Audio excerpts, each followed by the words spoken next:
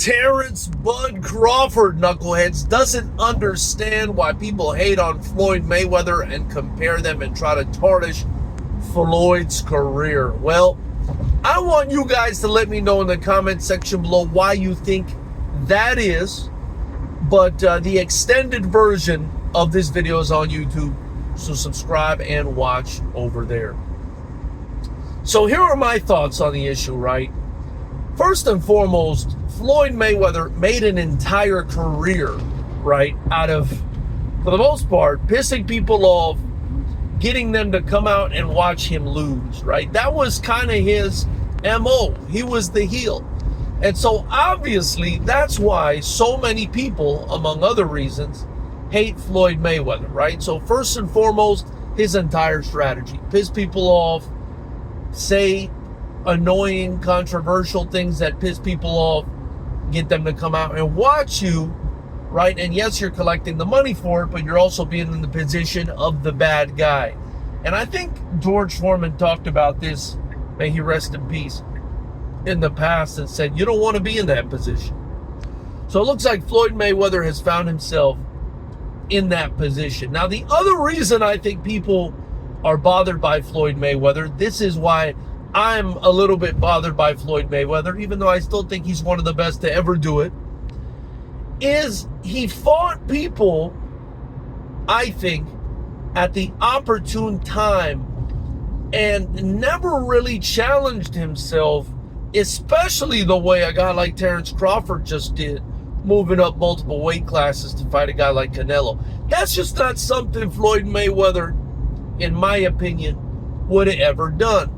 Right, we saw Roy Jones do it too when he moved up to heavyweight and fought John Ruiz and then moved back down. Not something in Floyd Mayweather's manual, right? And look, just moving up in weight, beyond your comfort level isn't the only way to challenge yourself, right? I think fighting fighters in their absolute prime is another way. And I just feel like Floyd Mayweather, similar to Tank Davis, really, his career was very much moved along in a very safe way where he took on guys that weren't exactly in their prime, right? I'll give you some examples. Ricky Hatton, may he rest in peace, right? Another guy we recently lost. He was a smaller guy moving up, if you guys don't remember. Juan Manuel Marquez, smaller guy moving up. Manny Pacquiao, not only smaller guy moving up, but a fight that happened years removed from their prime. And I think it happened that way strategically, like a lot of Floyd Mayweather's fights. Where else can we go to? We could talk about Miguel Cotto. He waited to fight Miguel Cotto until after Cotto took that beating with the plastered hands from Antonio Margarito.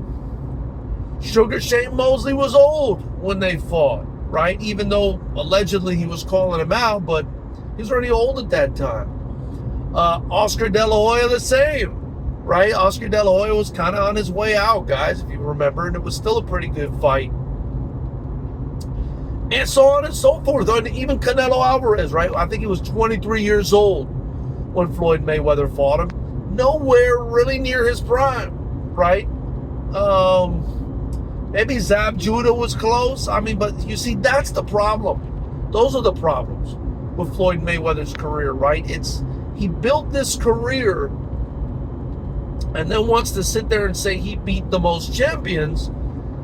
And yeah, you beat the most champions, but in what condition were these champions, right? Then I look at a guy like Terence Crawford, who a lot of people kind of shit on his resume, and I gotta disagree, man. He fought Gamboa when the guy was an absolute nightmare. He fought Brady's Prescott, the guy who knocked out Amir Khan, and Crawford was like a no-name at that time. That was kind of his breakout fight for me as a hardcore fan when I said, oh, this guy can fight. He fought Ndongo when people were afraid of him.